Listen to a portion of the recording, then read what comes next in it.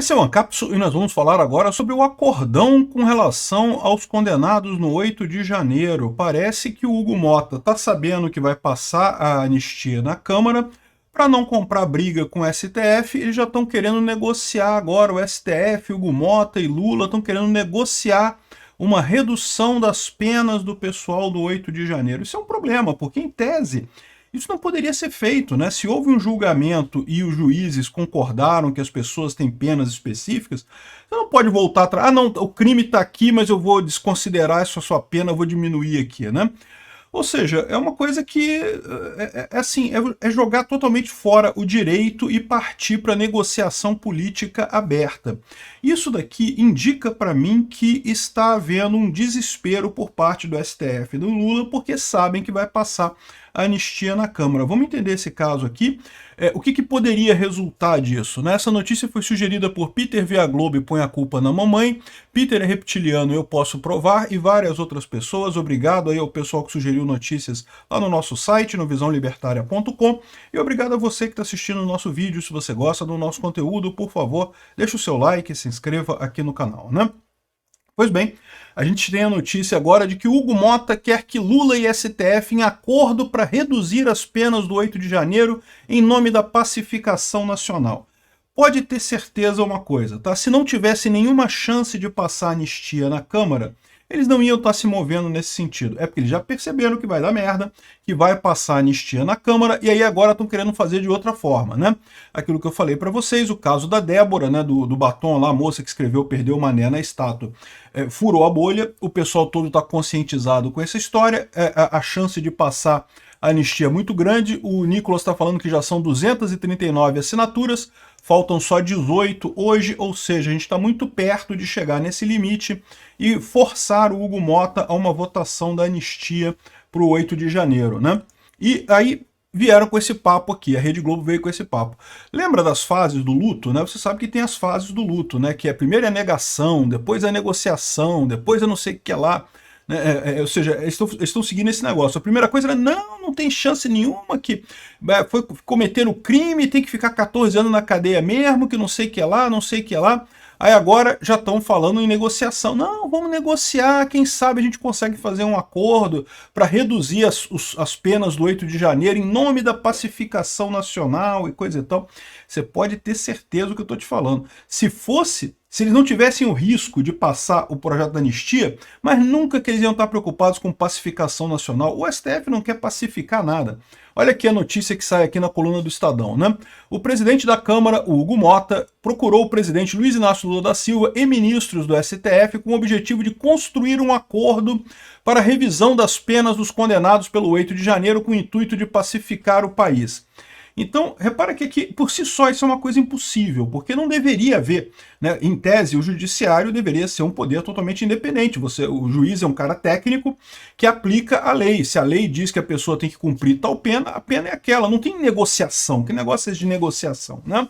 Então, de novo, eles estão querendo uma coisa aqui que, em tese, é impossível, mas a gente já sabe que o STF, a essa altura do campeonato, já está fazendo pura política, não está fazendo mais nada de direito, já ignorou as leis, já ignorou todo o devido processo legal, então estamos nisso, né? O deputado, o Hugo Mota, o presidente da Câmara, já conversou com pelo menos 5 ministros da Corte, Alexandre de Moraes, Luiz Fux, Dias Toffoli, Barroso e Gilmar Mendes. Além disso, na viagem, conversou com Lula e não sei o que lá. O Mota não fala nada sobre isso, né? E aí, lógico, o jornal Estadão fala que não, porque a pesquisa divulgada mostrou que 56% dos brasileiros são contra a anistia. Eu já expliquei para vocês que essas pesquisas são furadas, as perguntas que eles fazem não foram se você é a favor da anistia ou não. Eles perguntam se você acha que quem foi condenado pelos crimes do 8 de janeiro deve cumprir a pena. Ou seja, a impressão que a pessoa tem é, se a pessoa foi condenada, ela tem que cumprir a pena, né? Ou seja, né, é errado, eles fizeram a pergunta de forma específica para obter a resposta de que a pessoa é contrária àquilo, né? Então, só que o Mota está querendo fazer isso aqui, um acordo para separar o joio do trigo e garantir que o Supremo faça um ajuste nas condenações propostas. Ou seja, qual que é o problema deles aqui? O problema deles aqui é aquilo que eu falei para vocês. O caso da Débora explorou muito claramente. Não é o único caso, não. Tá? Eu estou para dizer para vocês que se você pegar todo o pessoal que foi condenado a penas de 17, 14 anos de cadeia pelo STF, a maior parte ali se enquadra no mesmo caso da Débora, ou seja, não tem prova nenhuma que tenham feito alguma coisa, tem uma foto deles em algum lugar lá que prova que eles estavam lá, e só isso, nada além disso, né? E este é o problema do STF, como eu falei para vocês. Se eles liberarem para a Débora, eles vão ter que liberar para praticamente todo mundo.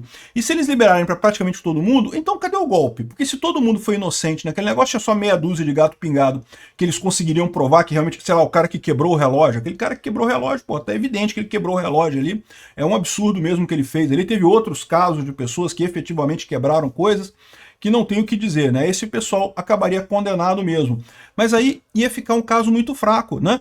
Como é que eles iam condenar o Bolsonaro também nessa história? Se tem só meia dúzia de gato pingado e a maior parte nem queria golpe, como é que vai dizer que o golpe é do Bolsonaro? Entenda, esse é o problema do STF. Eles não têm problema em aliviar para o pessoal do 8 de janeiro. Inclusive, eu já falei para vocês que eu acredito que a expectativa deles é que depois que condenarem o Bolsonaro, o próprio STF planeja dar perdão para todo mundo do 8 de janeiro, mas só depois de condenar o Bolsonaro. Só que, enquanto eles não condenam o Bolsonaro, eles precisam manter essa jurisprudência que eles criaram de que, não, se teve alguma coisa a ver com o 8 de janeiro, é culpado de golpe de Estado. Por quê? Porque eles vão colocar o Bolsonaro exatamente nessa situação. Teve alguma coisa a ver com o 8 de janeiro o Bolsonaro? Não, não teve nada a ver. Ele até falou para não fazerem nada. Mas vão tentar colocar ele lá no negócio e daí condenar ele pelo golpe, né? Enfim, o deputado do PL, o líder do PL na casa, o Sócine Cavalcante, diz que o Mota procura uma saída salomônica, né? O rei Salomão, que seria aquele cara que diz que ia cortar o bebê no meio e coisa e tal, para anistia. Ou seja, eles querem tirar só as pessoas que realmente têm culpa. Olha que coisa absurda, né? O ponto que chega a coisa, a saída salomônica, a saída do meio termo, é só culpar quem realmente tem evidência de que quebrou alguma coisa, que fez alguma coisa. Sendo que, caramba, né? Isso deveria ser o básico do básico, né? Lógico que no caso da moça lá, da Débora e coisa e tal, jamais deveria ser condenado a 17 anos de cadeia, e tantas outras pessoas que também estão condenadas nessa história. A rejeição popular à anistia dá respaldo a Mota não pautar o projeto. Que rejeição popular? Rejeição popular que está na pesquisa, porque nas ruas você vê que o pessoal que é contra a anistia junta 3 pessoas, o pessoal que é a favor da anistia junta não sei quantas mil, né? Enche de gente lá, né? Agora, ou seja, o que eles estão querendo fazer aqui, ó, é separar quem planejou a tentativa de golpe das pessoas que foram usadas como massa de manobra, que foram lá. Ou seja, eles querem sair com alguma coisa ali, né? Só que é aquele negócio aqui, ó. A rejeição popular dá respaldo à Mota para não pautar o projeto. Mas a questão é que já estão levantando aqui, ó, quase 239 assinaturas, já tem 239 assinaturas. Então, ou seja, falta pouco. Vão ter a votação. E é isso que está apavorando o pessoal. Parece que hoje, dia 10, Bolsonaro e Mota estão reunidos em Brasília para tratar do PL da anistia. Ou seja, devem estar querendo chamar o Bolsonaro para esse grande acordão. Eu, se fosse o Bolsonaro, não aceitava acordo nenhum. Ele está muito perto de ter todas as assinaturas que precisa, vai passar a anistia, não precisa de acordo nenhum. Agora, é verdade que se você passa a anistia, veja, a anistia passando na Câmara tem que passar no Senado. No Senado vai ser mais difícil de passar, mas uma vez passado na Câmara, é muito pouco provável que o Senado segure, tá? A grande problema isso vai para o Lula. O Lula pode vetar a anistia. E se o Lula vetar a anistia, isso faria com que a anistia tenha que ser derrubado o veto. Então, ou seja, o processo todo de aprovar isso tudo e para o Lula voltar a derrubar o veto, isso aí levaria uns 6 meses no final das contas, né?